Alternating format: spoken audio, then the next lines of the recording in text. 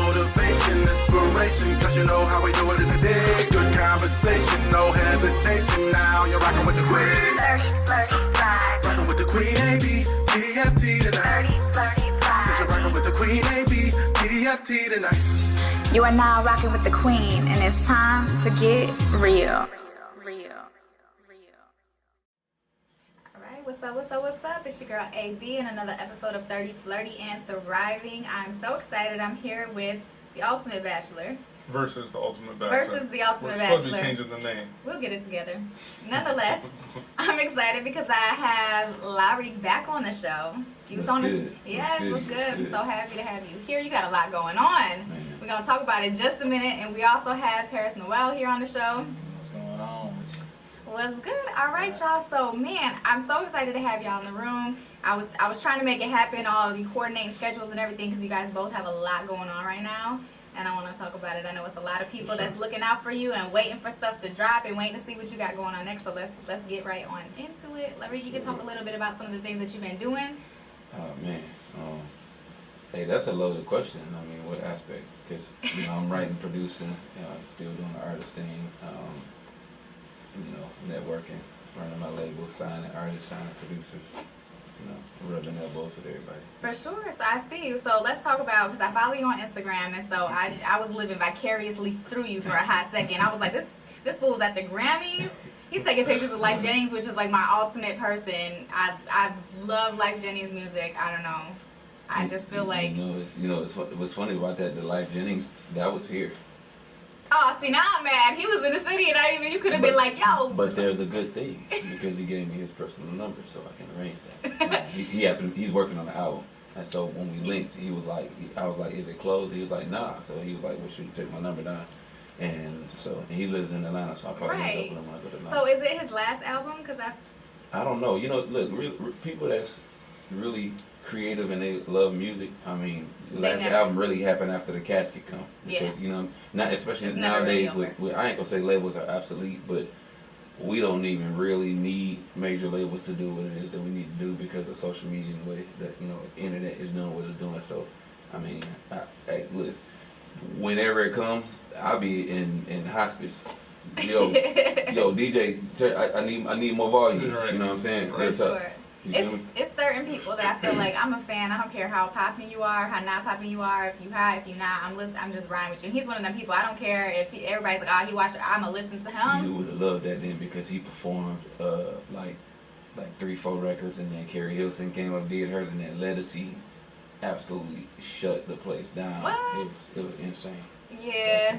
See, that's what I'm saying. I had to live vicariously through you. Wait, you had a video go viral recently. Talk about that. Yeah, so that's weird. So I was in Atlanta, and I had a meeting with this executive. We got some real big business on the floor. Divine Stevens. He put Akon on, put a whole bunch of people on, and he really heavy in the game. Has been for years. And so when we was out at the bistro, he wound up going and making a phone call. So I'm sitting at the table. And then T.I. comes and sits next to me, and he had a couple of his entourage with him. So I actually know Tip through his nephew. I'm real cool with Kareem, because Kareem is his nephew. So when T.I. was talking about my sister died and all that was Kareem's mom. So I think some years back, right before when Tip had caught that case, right before he went to prison and did that bid, the concert that he did at Shane Park. Like he had, us, Kareem, me, myself, we up on the stage with him, like right to the right of the DJ booth, just, while he going in and doing it. So that was like a real great experience. So I knew him from then. So that was just my segue conversation piece. Like, yo, Tip, good to see you again. My condolences to you and your sister. I'm real cool, Kareem, blah, blah. And I did that. And he was like, all right, bet, respect. So it was cool. So that was the long and the short of the conversation on the inside. So I proceeded to finish my meeting up with Divine, and we sitting at one area at the table. And so what's weird is that literally the table over, the dude that had the whole Gucci outfit on was sitting there, and we talking back and forth the whole night, just talking. Tip was over there in the corner, and over there with his people. So I was wondering if T.I. had seen him or not, but I knew once everybody got up and started walking around, I just knew the way that the atmosphere was set, there was no way that T.I. wasn't gonna say nothing to this kid. So anyway, we go up, you know, T.I. had his Bentley truck, the Bentley T.I. sitting, you know, right on the outside. And we go out, so me and Divine off, you know, playing records. I'm playing on some of my records or whatever. And then, you know, Tip on the phone, handling business, you know, yada yada, back and forth. And dude, I guess once he finished his food, he just, he floated kind of like out to the middle area out there. So, all I know is I wound up looking. And the weird thing is my footage, I wasn't the first one that pulled the camera out. Right. When you're around, and I got so many stories. I've been around different celebrities or whatever. It's really not customary that when you're around them that you just whip open the phone. And Right, I'm in the sure. industry, Yeah, I can imagine. so I know that's not what Keep we the do. phone down, yeah. Literally, the only reason why I did it was because the two guys that was with him were like in 3 feet in front of him, like this. And I was like, okay, cool, that's a signal. It's Yeah. cool. So I'm off in the left. And I just whipped my phone open because Tip was kind of like going in. So Yeah. if you look when the footage start, you see it was kind of far away. Then it zoomed in a little bit. That was me zooming. So Right. I zoomed and I kind of like caught it. And you know, you hear me chuckling in the background when he's like, "Shit, I look better than you," and all this shit. So I'm rolling it. It was hilarious. So caught the moment. You know, when Tip left, finished up my meeting. I ain't think nothing of it. So normally, like when I'm around that type of whatever, whenever, you know, I posted a few minutes after. I posted it. And I was talking to Big Von because I was out there with Von. You know who Von is. You know, heavy hitter in the game, producer, writer, networker, businessman, manager, all that. So Von was like, "Man, you got to get that over to the Shade Room." I was like, "Oh, okay, cool. What do I do?" He was like, "Man, inbox them. Say this is my footage." Woo, woo, woo. I inboxed it. I never forget. It was like about 3:15, about 3:52. It was sitting on 800,000 views. Oh, wow. And then an hour and a half later, it was like 2.2, and I'm like, this just went dumb viral. I'm looking at it right now. So it was a week ago, and it's got over 3 million views on the Shade Room. On the Shade Room, and so, but that now look, what's weird is that doesn't show what it did on Vlad TV and then all the other subtitles. But the super weird thing is, I'm in the studio the other day, and I get a phone call. And they like, "Yo, man, that's your footage up on Complex." Complex ran the story on Everyday Struggle with DJ Academics and them, and they have over like 3.5 million viewers, and they ran it live. So, and here's why I think it's important is because I know T.I. is very outspoken about a lot of issues, and I think sometimes people are like, "Yeah, right, you just looking for clout," like you know what I mean. But to see him behind the scenes. So that's the original. The original is a minute and 53 seconds long. Okay. And so, you know, when you put it on Instagram, it cut it down, trim it, Yeah, no, I think that it's to see him in, you know, in his a natural setting, being caught off guard, talking about the same stuff that he talks about. So it's not clout chasing. He's really passionate about this stuff. For real. Yeah. Like literally, if none of us whipped out our camera, he would have legit had that conversation. Absolutely. And he was not putting on for the camera, and he was like serious about it. So I gotta watch it. I don't even know. Here, can we? You want me to put it on right now? Well, let's go here and then we'll go, because I'm trying to hear. Well, I know we about to get to it. But I say while we on this topic, we might just. They can't see it though. Well, you can add it to it later, can't you? But you're actually right. I know. See. Got it. Yeah, run the one that's on the Shade Room, because that one only like 53 seconds. Yep. The one that's on the Shade Room. Yeah. Yep, that's what I'm doing. Yeah. Yep. All right. Yeah, that's what I was talking about. You Just got. play it. What? Oh, up there. Yeah. Yeah, I was like, man. And I just seen Us the other day, like that. That creeped me out. I'm not watching it. See, that's why I'm watching that movie. Because I'm not scared of it, because I don't know what's out there. I'm playing it. Can you hear it? I thought somebody was about to come in with a big scarf on and some scissors, like, Squirrel. like, You hear it? yeah. Nah, your phone must be down or something. Turn your phone up. Oh, you know, you're right.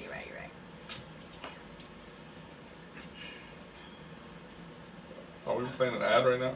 No, I don't know what's going on, man. I gotta listen to this shit. I tried to tell you about that earlier. Nigga, I don't hear nothing, motherfucker. Well, see, we just talked about this in the last podcast. Amber said, I have a podcast, I got viewers, I need a studio. I said, okay, I'll, What's that gonna put do? together a studio. She don't know how to act in here. But you She don't know how to act. got shit. You I got gave her- fucking. I give her all the electronics, and she don't know how to act in here. But you got critters. Don't. It's not about me right now. It's about you and your phone. Just a little and no squirrel. volume. All right, listen. I'm about to play it. Okay.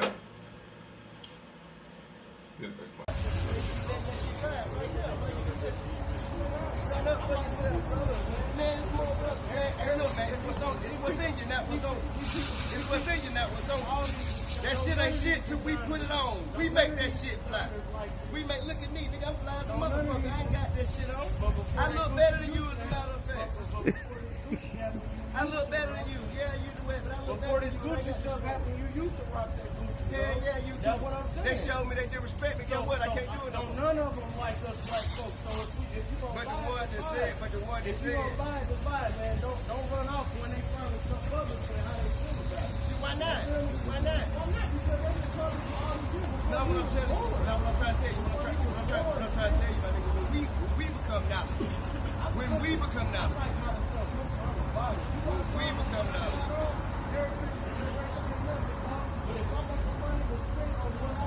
You driving or whatever. So yeah, so that's crazy. And I think in T.I. he said something really like, we make the shit pop. Yeah. We wear it, we make it Yeah. pop. So if you out here rocking it, like, really, it was a certain segment of people that was rocking that shit Yeah. before, Yeah. you know, pop celebrities or hip hop celebrities started making it more common or whatever. And now that's what people want. Well, like, people will go spend their tax refund to get a Gucci belt for or real. whatever. Like the weird thing is, you know, I've heard multiple people make comments about Tip, kind of like in a negative manner, like, oh, you an older cat, you know, sit down, or, you know, you used to wear this shit. Well, part of his argument as to why he was so offended by the Gucci, you know, doing what they did is he literally, remember his post, he said, as $1 million a year customer of yours, I'm super offended. Now think about this. This 2019 come, you done just went and spent $1 million worth of all the new latest Gucci stuff, and then you pull some racist shit like that, and now all of this shit is in your closet. This is wasted money. I can't wear this shit. I can't stand behind it. Mm-hmm. I would be pissed too. Absolutely. When you really think about it. So it ain't really about the clout or trying to use it. Now he does have his own clothing line, a coup. Now it'd have been different if it's like, oh yeah, man, with Gucci doing this, look, man, don't mess with them, you know. Try a coup. Like, he didn't do that. You know what I'm saying? Right. You'll never even hear him mention it in that vein as to, you know. And I'm always going to be devil's advocate. Yeah. Okay. And so, my thing is, you wear the stuff. Like, you supporter for them, you $1 million customer. I think you can go a different route and educate more, working with the company and bridging that gap, right? Than you can just saying, we done with it.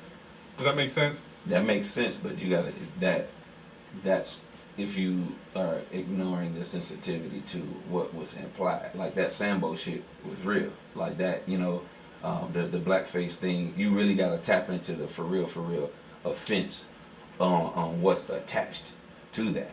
Because I don't think it's the person. I don't think like it's T.I.'s job to go to Gucci and be like, "Hey, let's work together." Like, Yeah. he's like, "No, fuck this. I'm boycotting it. I'm not wearing it. I'm not Yeah, giving you $1 million." And then Gucci needs to come to him and be like, "Hey, listen, man, we fucked up.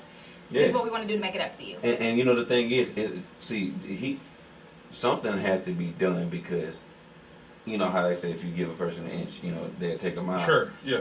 Prada fucked up before them, and I don't know if people remember that. They had the little monkey chain with the long arms and then the big fat ass red lips, and it was like hanging off of purses and hanging off people's chains, and it's just like, how can you know, people saying, oh well, we think the people being hypersensitive.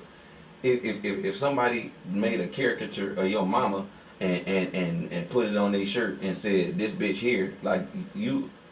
Sure. Well, everybody else on the planet be like, oh, you being hypersensitive, Right, and then for you're sure. like, that's my mama. Like, no, so Right. you gotta I you feel know, that. you feel me? I I do. think it's And like I was being a devil's advocate. Yeah, like I said, yeah. being a devil's advocate. Because who's sitting in the boardrooms making these final decisions on That's designs? what I'm thinking. I'm like, somebody it's saw this older white shit people. before it came out. It's older white people that's in the boardroom that's making the decisions. Like, oh yeah, that looks great. Go ahead. Like, you know what I mean? That's the people making the decisions. So it would be a great opportunity for them to reach out to people who are boycotting, who are value custody owners of them, and say, hey, we want to work together. Maybe you be like an advisor on the board or whatever to be like, oh, okay. But my thing is, if you think, I don't know for a fact, but I imagine that probably happened.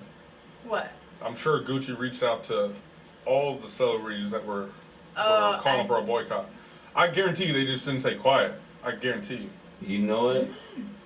I don't know if they did or not, because I think it would have been a story. Like, people would have, you know, they would have been like 50 story would have been like, yeah, no, don't call me trying to say sorry now, and then he would have burned it. You know what I'm saying? Like, I think, you know, we talking about like $1 billion companies, so sometimes it's easy for them to be like, oh well, You know, we got the, oh, y'all mad. Okay, well, we might take a, you know, quarterly loss of 20 million. Sure. But you know, at the end, see, this is the thing. At the end of the day, well, we really didn't want you motherfuckers wearing the shit anyway. Sure. 80% of our clientele is coming from white people in Europe anyway. So if you motherfuckers don't wear, fuck y'all. Right. And so it's that attitude that adds more sting to the fact that you had the nerve to put something on a clothing line, put it out there that's literally disrespecting the shit out of my people. And then, oh, well, you been, we done got 5-10 years of your money anyway. Right. If you fall off, we still gonna be okay and still fuck you.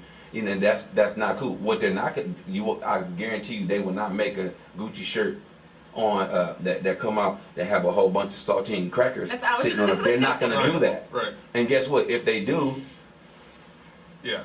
You see what I'm saying? Right. They're gonna be like, oh well, because those companies don't truly give a fuck. They don't, and I think it's really unfortunate because that's like millions of dollars of user-generated content that their company has in free advertising. However, it is an opportunity for people to start promoting and supporting small businesses, minority-owned businesses, women-owned businesses, and fucking promote their content, wear their shit or whatever. Because I'm like, if you go through any celebrity's Instagram, you gonna see them Gucci'd out or whatever, and it's like, wear something where it's like, oh, where you get that from? What designer is that? So that the people will go and support these small businesses, these minority-owned businesses, these women-owned businesses, instead of going and giving more money to an already ridiculously rich company full of old white people. I mean, you know, and like you said, playing devil's advocate. The dude who had the stuff on, he was cool. Like I said, we talked, and then what was funny, in the DM, I hit him up like, man, we didn't went viral, and we had a, like, you know, cool little conversation, because it was never like confrontational. Yeah, right. If when you see the whole footage at the end, like you would have to play it, and you would see, like, man, you know, it's just good to be. He's like, I never thought that my first conversation with the great T.I. would be a debate, but you know, happy to have the debate for you, and they shook hands and they embraced, and everything was cool. Yeah.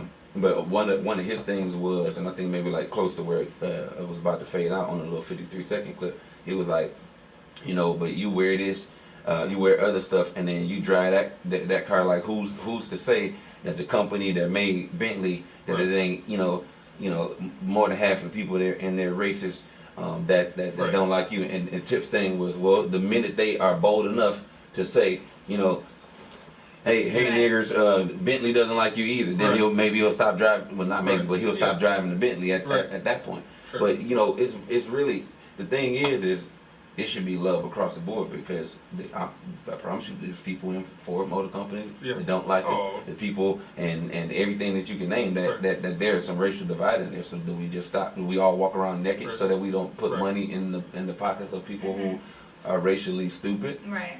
There's no way of getting around it. So him bringing awareness, there's nothing wrong with that. Yeah. More people should. What's up? Both of y'all too. I got questions about music stuff. Oh yeah, and I know, like, I'm joking. That's always going on, and I a was big gonna thing to talk about. We ain't even got to Paris yet. I know. It's all good. You been so quiet, you could have jumped in at any time. You supposed to, what's your take on it? You ain't saying that. Look, it's early as hell, It man. is early. I'm just being 100, but no, man. I mean, I kind of really like more so on the end of things where it's about choice, you know.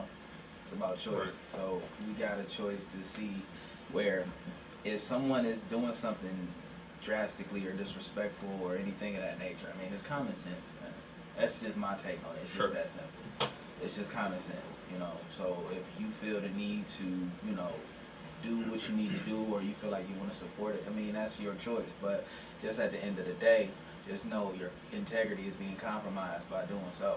You feel what I'm saying? So I think people think too in depth into it, because this is something that's been going on for, you know, hundreds of years now at this point. So it's like, it's about us as choice. We got to make the choice. If we don't make the choice, it's never going to be a change. It's just that simple. We can sit here and dissect it as much as possible we can about T.I. and his debates, and with these young people that are still in the adolescence mindset and not understanding what is actually going on in the real damn world. You know, but it's like at the end of the day, we know that's like beating a dead horse with them. Some don't care. You know what I'm saying? It's just they're living, you know, in this generation, in this day and age, they're living, they're just like, we worry about all that nonsense later, but it's like, it's about choice. You know what I'm saying? Right. Everything brings back, you got to make the choice to be the change. And if you don't make the choice to be the change, then there's not going to be any significant change. It's just going to be a repetitive cycle over and over and over again. They're going to get mad at one moment, and you know the whole situation is going to go viral for the time frame that it is nurtured to go viral. And then next thing you know, before once again everybody's turning their way, finding their way back into the store. It's just like the H&M situation that had its whole peak, and then of course after that, what happened? You know. I think people were pretty vocal about the fact they weren't gonna stop shopping at H&M. That's affordable shit that most people. It's just at this point right now where it's just like you gotta be woke to a degree to where you know all the signs and symptoms or whatever ways that they may have to not put you to sleep. Right. Mm-hmm. You know what I'm saying? That's how woke you have to be in my sense. So it's just like I said, it's about choice, integrity, and respect, and self-dignity, and the whole nine. So it's common sense to me, you know. For sure. It's common sense. So go ahead. I was gonna say go ahead and introduce himself now that he's. Yeah, do that. Who are you? Oh man, I'm nobody, man. I'm a humble soul, man, from Detroit, Michigan, man. I'm just a musician that like. With the Yankees cap on, though, I you know, feel that. I mean, it's just a fashion statement. So don't tell me. Because I'm from Dallas, and for a long, Rangers are decent now, but I was always a Yankees. There's no pun intended. That's all. It's just a fashion statement, you know. But man, I'm Paris Noel. Like I said, just a creator. I'm just a creator. I'll do with the creation outside of, without all the outside interruptions and things of that nature, man. And you know, I got a lot of different things going on, but you know, I'm more so humble than anything about it. So you are humble. Talk about some of the stuff you have been going on. You've been busy. You've been moving. Yeah, I've been busy. Working right now. Been touring with Rail Carter from Rock Nation for about a year and a half now. Actually getting ready to go to Baltimore this Saturday on the 30th. It's something called the Rail Carter Culture Tour that he created. It's an independent-based artist tour powered by, you know, Rock Nation A&R. And it's just formatting a team of people, individuals, giving artists insight and opportunity to, you know, flourish their skills and their talents and attributes and things of that nature. And of course, following, you know, along the tour, some great things have been happening. Doors have been open. You know, I've been in and out of Rock Nation countless amount of times. You know, situations going on right now with Tidal that we have going on with surfacing and circulating through Tidal.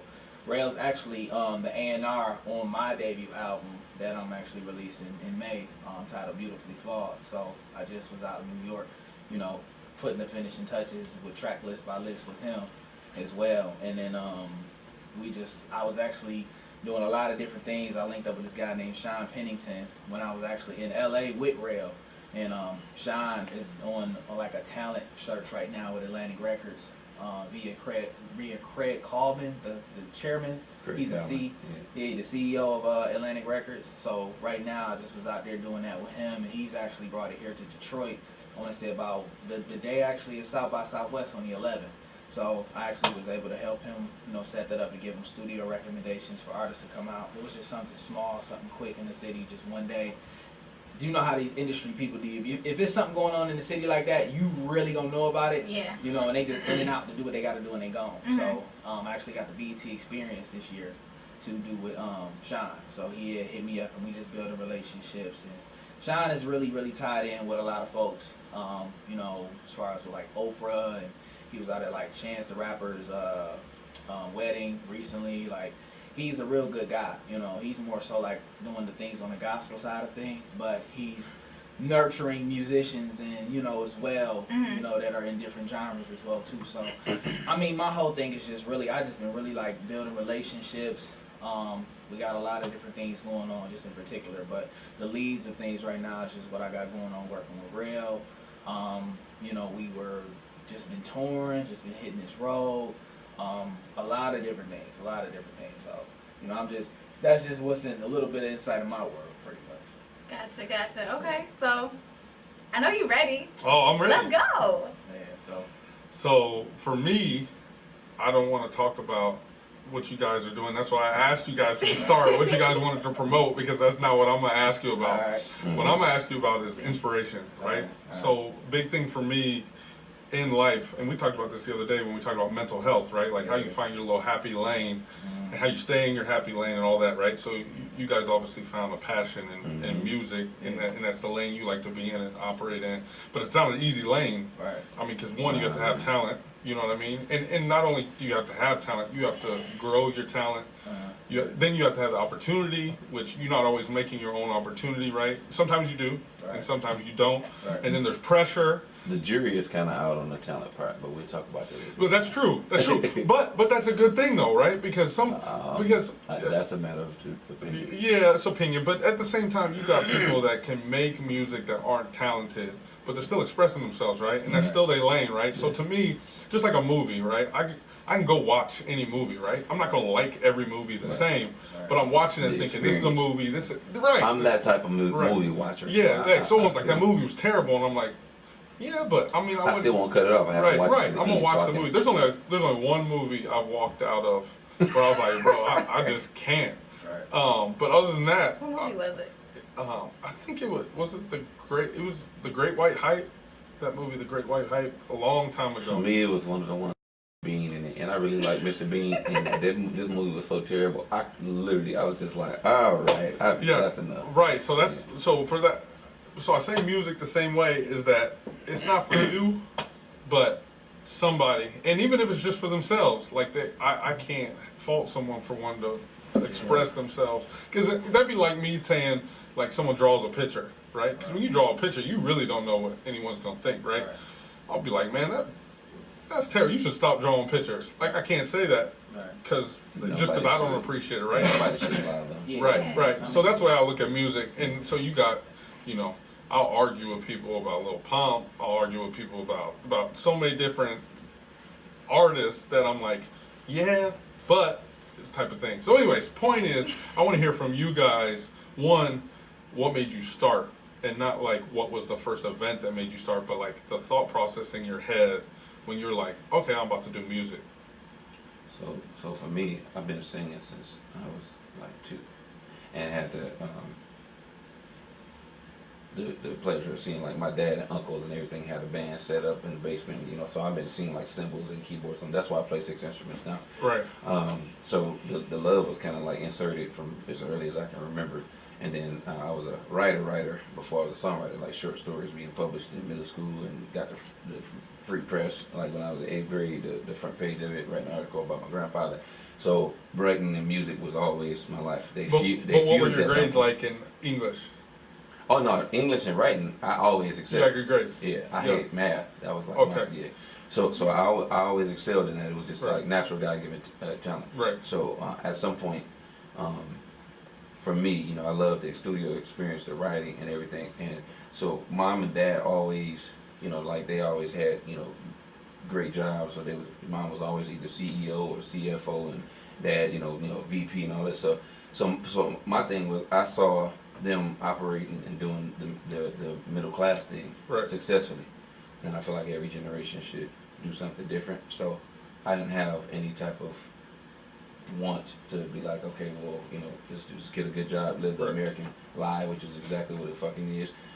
Go to college, get a degree, then work, and then, work to pay bills, and fuck all that. And then so when I figured out that my talent could put me in a position to where I could be the first millionaire in the family and do different things, and not even just money for myself with change of cars, but actually get a platform so that I can maybe, inspire some. I'm about inspiring people. I done spoke at anti-bullying day for schools and countless career days and stuff like that. So for me, that was the thing. And what do your parents say about that? Well, see, I'm a assistant pastor's kid. I'm a preacher's kid. So because it wasn't gospel, because I started off gospel, for sure. And when I left and went secular, it's kind of like, whoa, like we're glad you, but I'd rather you do this than to do that. So, but it wasn't don't do it. It wasn't don't. It was like maybe you should do this instead of that. It wasn't a don't, but for me, it was just like the love was there, and every time I got a chance to actually step up to the plate and swing, I kept hitting the ball for some reason, even as a rookie. And so when I landed my first song in the industry with Ray J, I wrote the song Melody for Ray J. That was my first big record. That's why me and Ray J got such a great relationship, because he put me in the game and gave me my opportunity, and then he turns around and names his daughter after the song Melody. Yeah. So it's like, it's crazy. So I always wanted to make like timeless music, and so the song came out in 2005. He re-releases the song in 2018, shoots the video to it, puts it out, and names his daughter after my song. So literally, when I'm old and great, and his daughter is an adult and is talking to, or his daughter is the grandchild, well, how'd you get the song melody? Well, back in back in the year 2000, somebody wrote a song for your great grandfather, and that's a part of my legacy. If I never make another song ever in life, hundreds of years from now, I made a mark. Right. Yeah. So that's really, so if I can do that, and I see that being done with music, then why can't I acquire a platform and then inspire other young musicians and other actors and everything? Like he was saying, well, that was your first movie. I was able to do this. Well, y'all can act and all that. So that's what it was for me. Yeah.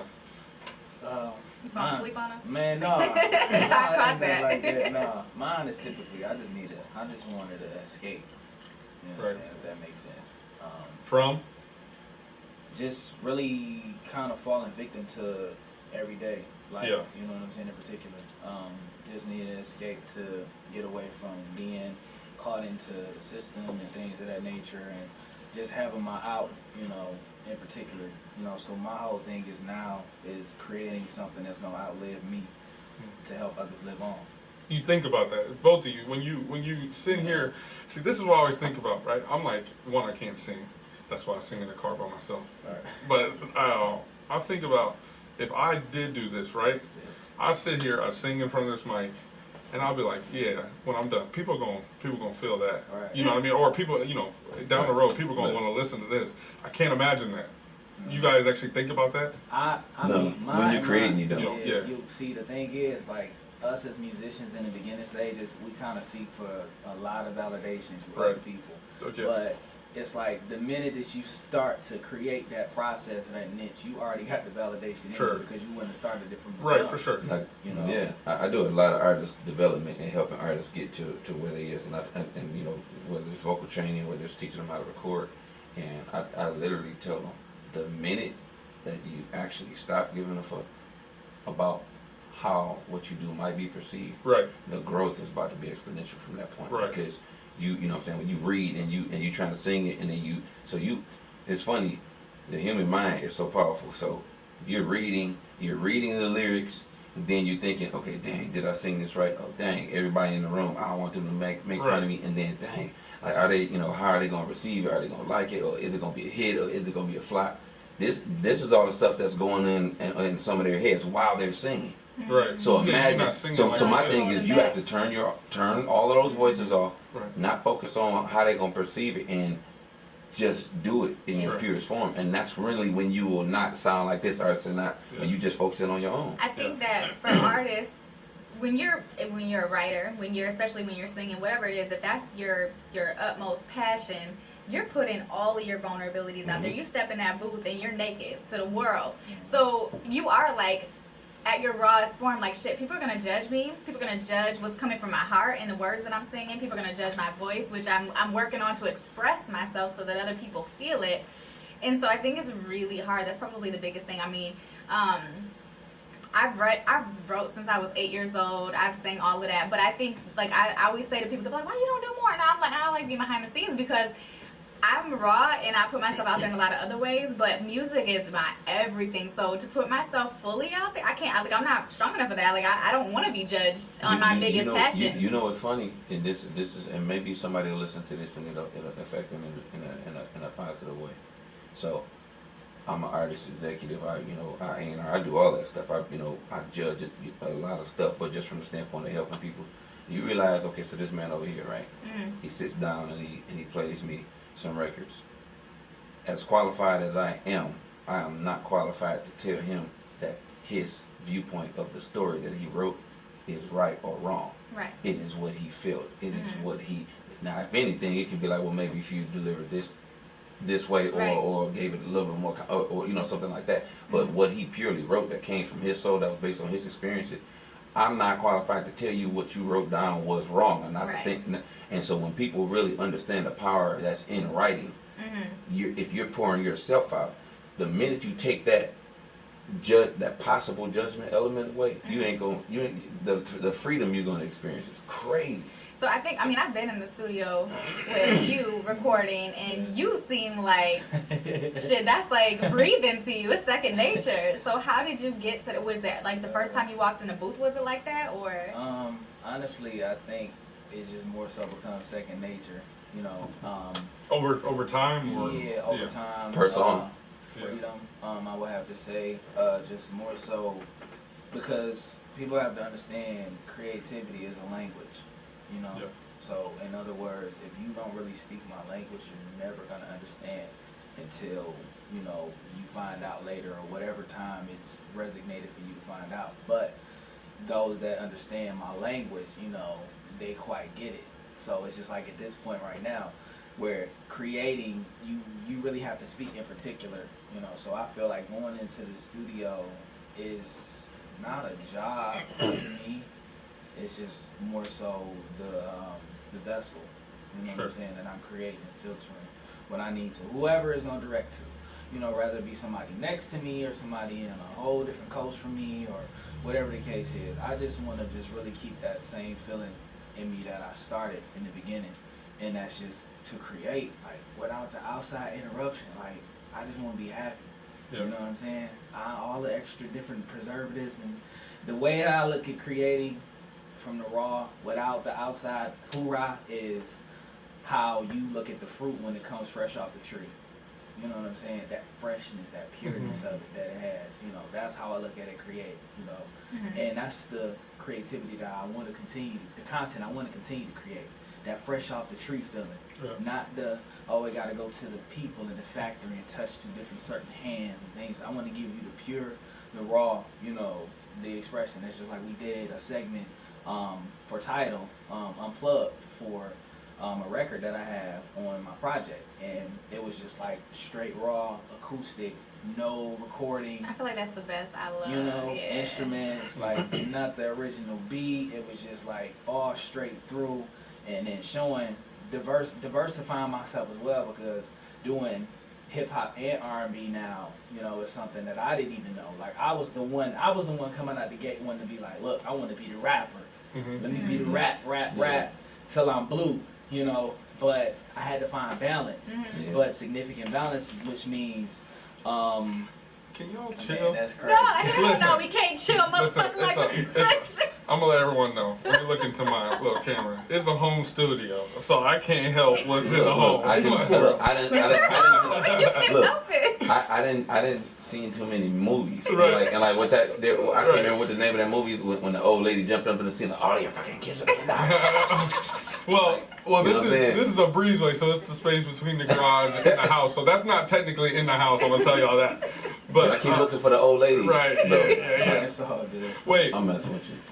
I'm gonna ask another question to Paris because he been over there chilling, and then when he want to answer with some insight. So we're gonna start this next question with you, and only because you said creativity right there. Right. Is so when once again, because I'm not creating.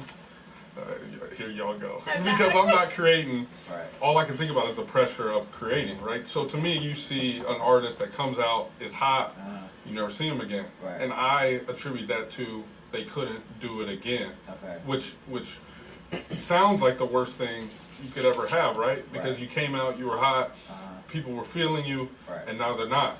But I think a lot of that has to do with the business. I don't think that's really on the art. And correct me if I'm wrong, but there's so many artists who come out, and then they just don't have the right team behind them, and there's a lot of like contractual issues or whatever. I'm gonna let him go first, but I got insight. Yeah, and so I'd see that, but take that out. I'm talking about just the pressure you feel on yourself. To create Do you feel like, okay, I made 4 songs, and I don't know how it works at all, but I made 4 songs last month, right? And now I'm halfway through this month, and I haven't been in the booth as much as I was. Like, do I need to get in the booth? Do I just let it flow?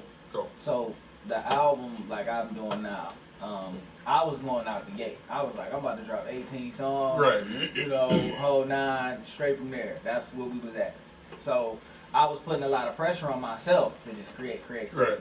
Mind you, I hadn't even took the album to Rail, you know, at Rock Nation yet. So took the album to him, and he had hit me before. He was like, look, the attention span nowadays. The attention span nowadays is short. So we're gonna have to do something about this. I'm like, all right. So we get down there. We cut it from 18 to 8. Originally, he picked 6 because he wanted to do an EP.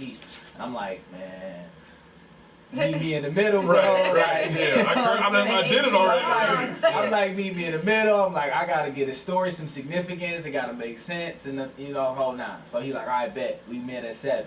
So I'm like, okay, we gonna pick 7. Do this. Let's do 8. I'm like, let's do 8. You know what I'm saying? Because he gave me some examples. He was like, you gotta look at Push. Push dropped the album at 7.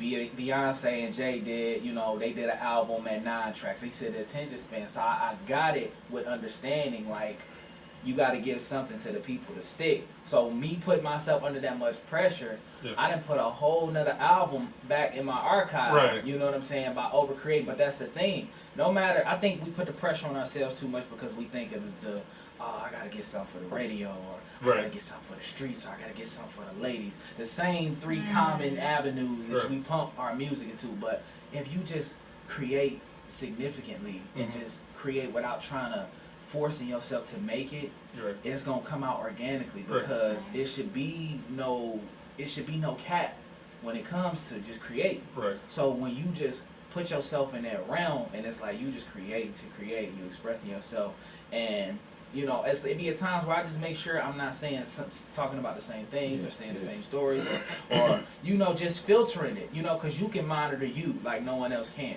You know what I'm saying? In particular, so when you just create full roundhouse without no outside interruptions and you in your realm and you you go in that booth and you just let it off. And my thing is with me, I let my mind breathe, which means I may be at a time where I may be out or I have my phone and record like a punchline, or it may be a hook, or it may be a concept or a melody or idea, whatever the case may be. Right. I got phones and phones and phones of years worth of ideas that are unused to this day, and all I'm doing is just adding to it because I never put myself in a pressure to create. So it's like I took that time over the course of years, all through my 20s and things of that nature, to create. And I felt like I didn't want my content to fall on deaf ears in the way that everything is shifting now. You got to become accustomed to the way that they're shifting, which means you got to keep up with time. Yeah. You got to keep up with the generation. Yeah. You got to, all of this different pressure to be an artist. And my whole thing is this, like, one guy I admire is Chance, the rapper, because he had made a statement on Instagram that paid attention to how people, were kind of questioning him about music. Right. Chance is highly successful at this point. He's like, look, I know y'all been talking about dropping his music and things of that nature. The pressure of creating. He like, I'm living my life. I'm about to get married. Y'all gonna get that music when y'all get ready to. And you know what the fans are gonna do? They're going to wait. They're gonna sit here and be satisfied through elsewhere. Okay, Chance isn't dropping right now. Okay, we can go ahead and get this appetizer for the moment until the entree comes out ready to, feast on.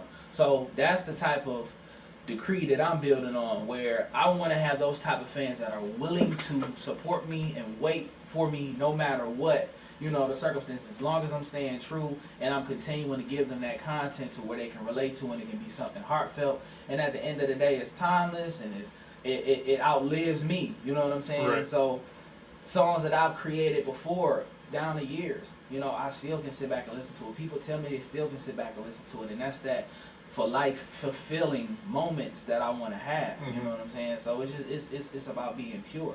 Yep. That's why I said we just put too much pressure on ourselves when it comes to it. Like it's like a demographic almost, in a sense, to where we like, okay, I gotta do this, like this gotta be done. Like I gotta meet these 3 metrics: the streets, the women, the radio. Like no.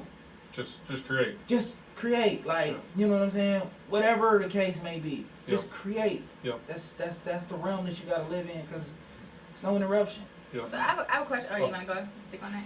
Yeah, well, ask the question. Well, I was gonna say I was gonna ask both of y'all. So for that organic content, that when it comes, when do you feel most inspired? When do you find yourself writing the most, or like it just comes to you? Is it when you're driving? Is it when you're chilling? Is there a certain time where you're just in a zone and you just find yourself coming up with the best ideas? So, for me, for me, I never leave my zone. I go to Kroger looking like I go, and it ain't about impressing nobody. people don't, you know, I done been around people that be like, it's not even sunny outside. Why do you have your shades on? It'd be pitch black. I had a darker shade, you know, because I never leave my zone. So for me, I never hit my power button and say I'm gonna, bro. And I know you can attest to this. I done had song ideas come to me in my sleep, and I would get up and record singing. So I never leave the zone. And with as far as the creating process, literally the only competitor that I have on planet Earth is myself. So I actually get a kick out of listen. Yeah, we don't have a belt because I don't like you checking my stuff. Yeah, no, we got a squirrel. We got a squirrel. Yeah. Thanks, He feeling you. So for me, I'd be them recorded 2-3 records, and it'd be plenty of times where people like, oh man, did you hear that new so and so and this, and honestly, I haven't, because I don't like. I would every now and then I step out and I listen to the radio to check the temperature to make sure, but large in part, I'm like, okay, yeah, man, the nigga Reek, man, he did this thing on this last one. I gotta bust his ass next time I step in the booth. Sure. And so I keep it at that. So I never feel the pressure of what I have to. I don't care. I sing, I rap. I might be in an R&B mood. I might be in a rap singing mood, or I might sometimes, with the way the beat ride, I might just want to spit, and then other people like, no, sing. No, I'm a spit a 12 on this. How are you with freestyle? I mean, I do whatever. Can you do freestyle right now? I don't know. I just want to spice things up. I'm sorry. I mean, I could, but see, if I was listening to the beat or whatever, it got a little bit of lag on it. No, okay. I don't need that. I don't need that. I don't put no pressure. But if you want to, feel free. It's no pressure. Okay. It's impossible. Okay. You know? I mean, it's really just about subject matter. But then, see, the thing of it is you know, we both MCs, we both spit. So I mean, if that wound up being the case, then we both got to do it. Oh yeah. All right. Well, let's do a battle then. Shit, let's go. No? You ain't ready? Oh, come on. a battle rapper, I'm not, but I could. Well, Listen, I definitely could be. It's just for me. You know, the whole. I got my own feeling about it. So listen, so like I said, I write. I love music. So like when my kids were little, we used to sit around the little fireplace. No, I'm just playing. But no, we would sit around and we'd be like, okay, we'll start a story, and then you pick it up, and then you pick it up, and we would start out just like with a story, and then we would go into rhyming. And so I got my kids, all of them, like they started at a young age. And now they all that they're older are very into music and writing. They all, you know, do really well in English and stuff like that. But I think that's a fun exercise that you know, if you are musically inclined or if you have musically inclined children, to get them into that at a young age and be able to think on their feet, what to say next. 100%. So if y'all want to do that little game, you know, feel free. You know what I'm saying? We can. It's whatever.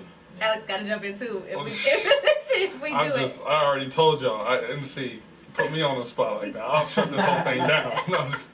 And I mean, turn it off. I don't mean shut it down. Let's not get. You guys answered the question perfect. Well, did. For what but I was asking about where they get the inspiration. Did I answer that inspiration thing? Yeah, you said that you'll never turn off.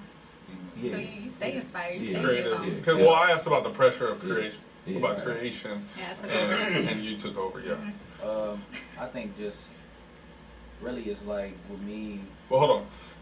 When you answer that, also answer it from like specific sources, because that's something I asked at the start. Is do you get it from different types of music, different types of artists? So when you answer that, give us that full answer.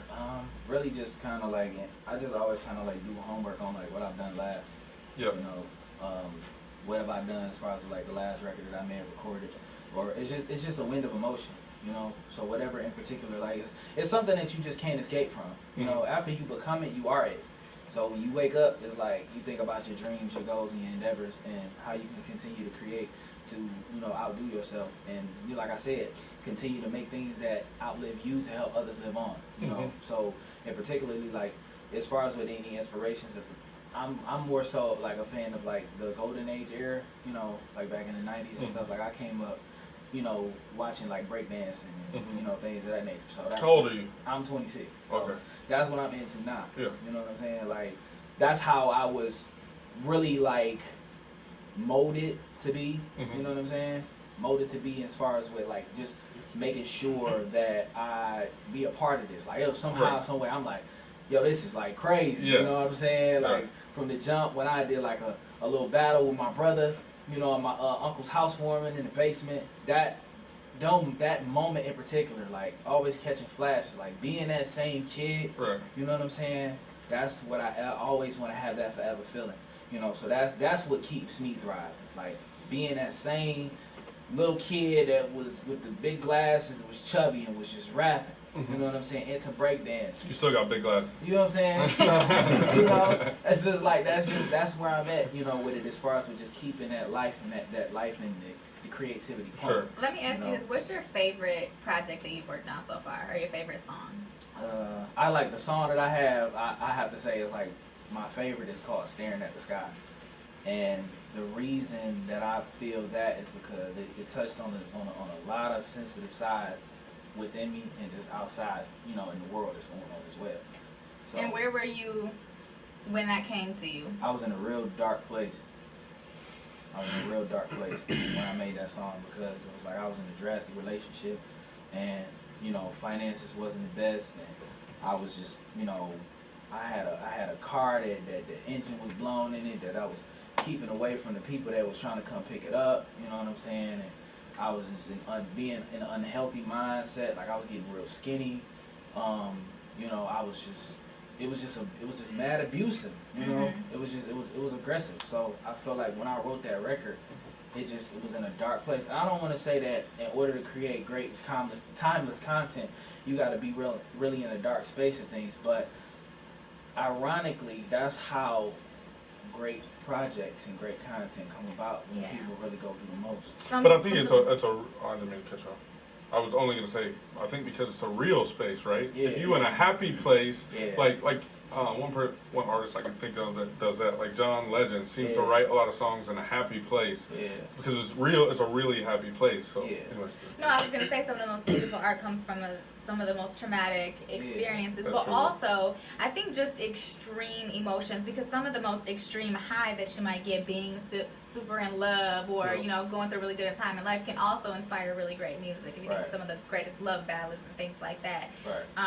What about you, Rig? What's one of your most favorite projects or projects that you're proud of, and what inspired you to do that? You know what?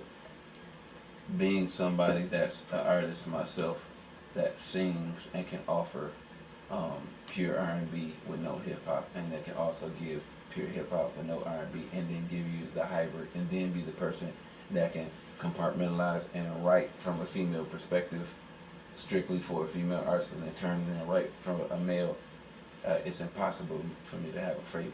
Like it literally virtually, because I could play you a string of 10 songs that's produced and created by me and sang and performed by me and rapped by me, And they're all and sound you different. wouldn't even know Yeah. that it's the same person. If I didn't tell you, you kind of would know until you like. So I stay inspired by what the situation calls for. Because if I gotta write a Rihanna type record, where and then I get in and I do that type of record and it wind up being a smash for that, and then I gotta turn around and do something for you know Kodak Black or something. I obviously can't be in that same mindset because they're so I'm so used to just so I don't have a favorite. I got a song called Music that I'm singing in my falsetto through the whole entire record. And then I got the record that I sent you, the one called What You Know About Survival, to where I'm straight spitting. And like you said, like you said about stuff coming from a rough place, the opening line of that literally said, ever stayed in a house with no kitchen, meaning no appliances, and low chicken, pushing foreign whips and your clothes fly, kind of known to attract the gold diggers. Baby mama's on some bullshit, make me fuck around and dump a full clip at the FOC because they bugging me trying to murder pockets in the first degree. Like, that came from a real place. You feel me? Because those situations did happen before. So that'll resonate with me. And then it like when Cube heard that was really one of the first ones that he was like, yo, yeah, I gotta have this, because he loves real bars, and you know how you feel, some of the older cats feel about the mumble rap shit. Absolutely. So for him to hear that shit and it was refreshing, it's like, damn, yeah, I fuck with this, and he picked that, and that led to the other one. So For sure. I mean, yeah. I think the ability to tap into some of your previous experiences or emotional state of mind or emotional places, I think is what really helps make great music. I mean, if you're just always going off of how you feel now, then you can't tap into past experiences. I think it limits your creative ability. Yeah, for that's sure. 1,000%. And like when I'm working with an artist, you know, I mean, but that's really why I excel on the acting side and will, because it's not about how I'm feeling at the time. You think about this concept. Mariah Carey gets up there, or let's take Whitney Houston for example. How many times did she tour over the course of her career? And if you think about the song, and I Will Always Love You, I will always love you. Okay, that's a kind of like sad song. Yeah. If she's happy at the time, then how does she accurately perform that record? Right. So you act, and this is what I tell artists: you have to become actors and actresses Right. with melody attached to it. Right. You gotta That's make people really all feel it it. is. Like you gotta Jump in evoke the that moment emotion. and be able to yeah. Which I harness could that. even see that, because when you write the song, you may be sad, and you might not be sad no more. So now you really got to act it out. Well, see, the thing is, if I have to write a sad song for somebody and I'm happy, I still have to be able to tap into that essence. Sure, yeah. If I got to write a song about, you know, something sexy and I'm not, well, no, I'm always that. That's a bad example. But you feel, Hold on. you know what I'm saying? The camera's my camera. Your camera got it too. He got the bling on. He got the dark glasses. He said he got all He that. said he can't tap out of it. He always sexy. I feel that. Nah, you know what I'm saying? I mean, I know I was saying I'm always in the freaky mindset. That's what I was saying. So I can't. That was a bad example. But you feel me? Like if I'm not there mentally and I got to do that, then you know that's just what we do. Here's a question, and unless you got something. No, go ahead. So you even brought up the talent thing, and thinking about other artists and stuff like that. So to me, I'm a basketball player by trade. A lot of my work ethic and stuff like that was all grown through sports, Me too. right? You guys, you know, focus on this. Now it's business. Now it's podcasting. Whatever I'm in it. But here's the thing I think, right? Like, Amber can't touch me on podcasts, right? What? Because as an athlete, you learn that, right? Like if I don't have that mentality, like the thing Kobe came out with. I don't know if you guys Yeah, watch that. I Like saw it. yeah, I with saw Kobe, it. where James Corden made him Yeah. answer who's MJ the and best all that, three out of him, LeBron, and Michael He Jordan. had to say Like that. I know me, like. You could give me those three, and I need to name four, and I'm always gonna say me first. And I really mean that, because if I ever come out on the court and I think I'm the best, like, what am I doing? You know what I mean? So, like, my thought process is, when you talk about talent, is some of that from that competition, right? Like, y'all two sit next to each other, and he's like, I can sing, and you probably like, I mean, he cool. You know what I mean? Is it like that, or is it different because it's music, and the fact is that you could be different? Because let me just finish. If we're both on the basketball court, we're both basketball players, right? So I got to be a better basketball player than you, right? If I'm on the basketball court and I'm playing against a football player, like he can be a better football player than me, just like he can be a better singer than you. You can be. You understand what I'm saying? Right. Talk to me about the competition in your mind. Well, the funny thing is the angle when you mentioned the talent thing, that wasn't even the angle that I was coming from. So I'm gonna expound on what was in my head. Yep. In today's industry, unfortunately, and my brother can attest to this, bro, they're looking at numbers, they're paying attention to numbers. 100%. Listen, if you have zero talent whatsoever and you sitting on 500,000 followers and you can't write and you can't rap, they will hire the best writers, Right. hire the best Yep. producers, and turn you into a sensation. Right. For the sole reason of capitalizing on those numbers, because those numbers to them on the business side translate into sales. Right. So from that standpoint, you'll hear a lot of people be like, "Oh man, I hear a lot of bullshit on the radio. Somehow they went fucking viral." Sure. And some, Huh. hey, look, man, look, I work with a lot of artists, and I'm always, so I can't single out of one, 'cause Right. that might fuck up the church's money. Yeah, So yeah. it is what it is. You know, some is talented, some aren't. But so that was what I Hold on though. We can say that. Is that what that is? Yeah, what, Blueface? Yeah. Well, I'm gonna tell you this. I saw a video. He's actually kind of smart in terms of like he built himself up online first, then he dropped the shit. So people was already anticipating it, and they was gonna eat it up no matter what he dropped. And Sure. that's why he can get away with dropping, That's in the my move. opinion, That's the super way. garbage music. I don't think he's. You don't think he's garbage? No. Oh, I was like, I between me and questioned you, everything I y'all got. don't have to comment. Between me and you, yeah. Anyways, keep going. So as far as on the competition side, like, you know, okay, if I will say that if I'm on a record, like if we hop on a record, and I think this just kind of because and we bro, how we been friends all this? We ain't never did one fucking song. I'm gonna blame you for that. You want me to put a beat on right now? You need to go. That's what I'm saying. I've been trying to get him. I mean, Let's do it. So look now, I'm sure you because you play sports too, right? You know, I finished like, you know, fourth in the state track. You know, I hooped, Okay. I played baseball. Yeah. You know, football had hands. You know, so the competitive as far as like the athlete part, we can attest to that.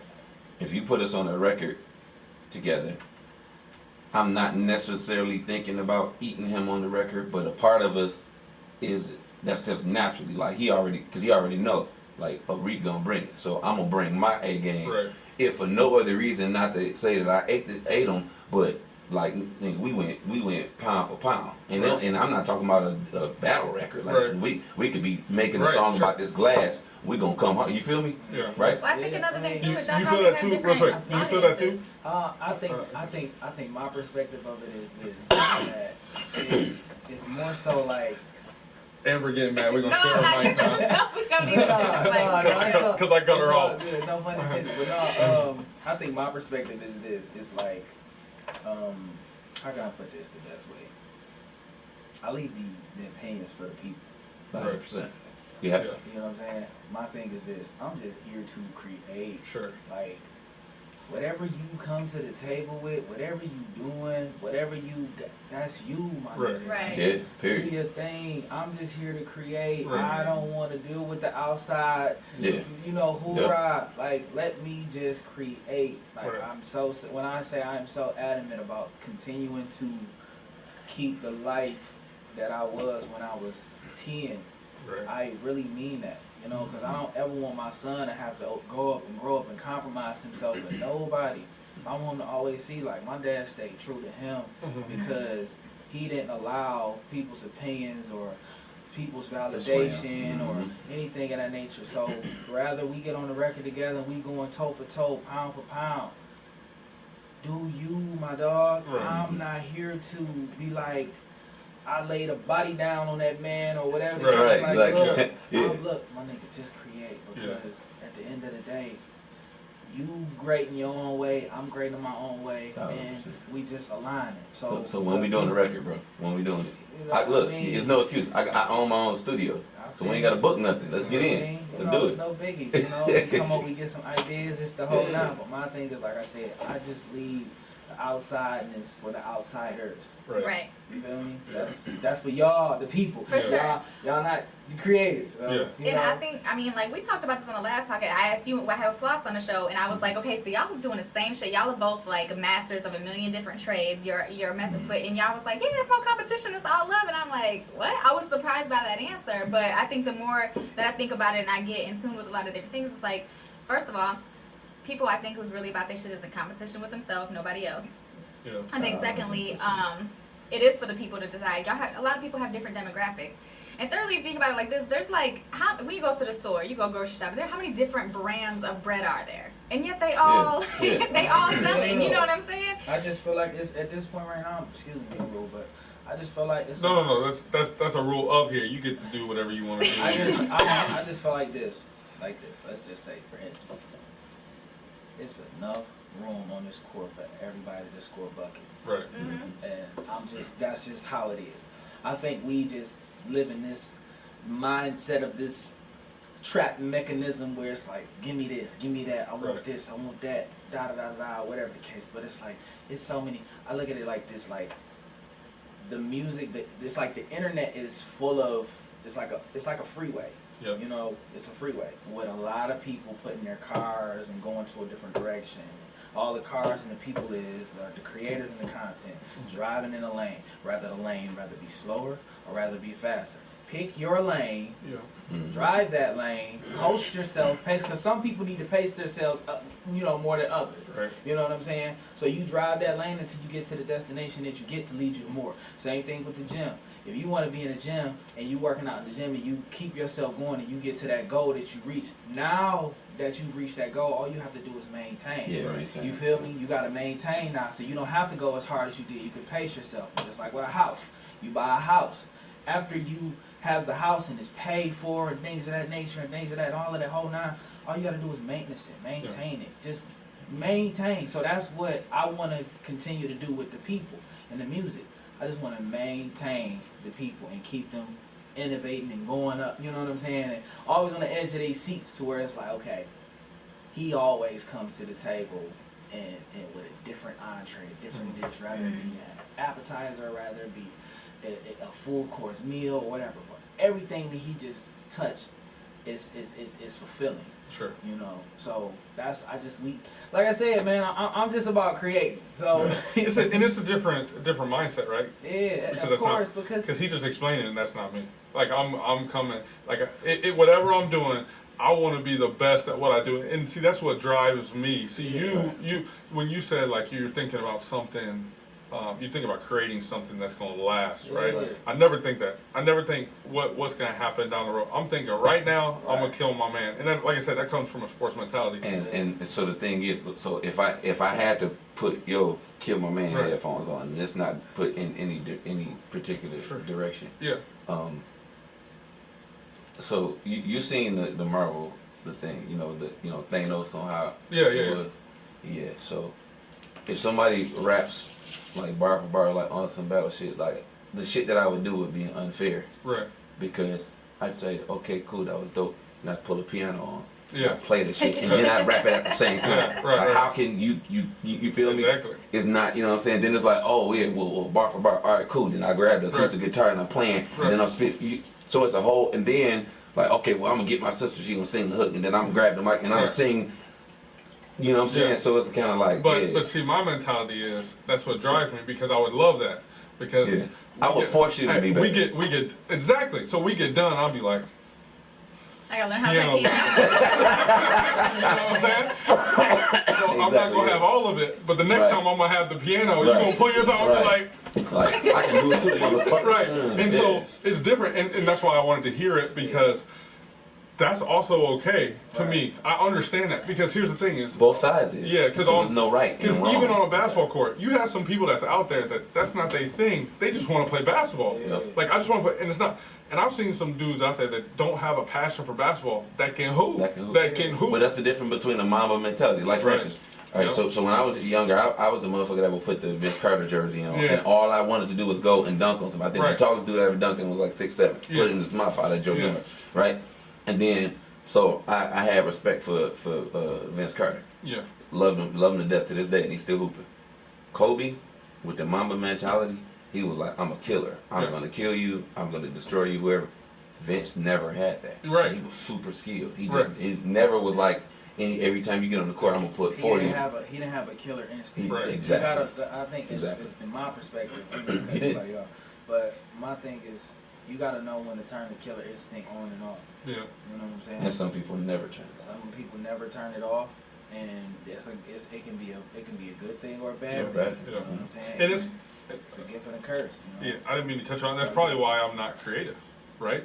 Because I'm not just staying with where I'm at, right? I can admit that like I see you do something, I want to do it. Right. You know what I'm saying? Like someone around me speaks Spanish. I'm like, dang, Right. I've always wanted to speak Spanish. I'm gonna go learn Spanish. You know Right. what I mean? But and it's not that we're not both growing, right? Because you growing Right. your own thing. I'm growing because learning something new and being It better drives you and drives me motivates different you. ways. Right. So, Yeah. so anyways, yeah.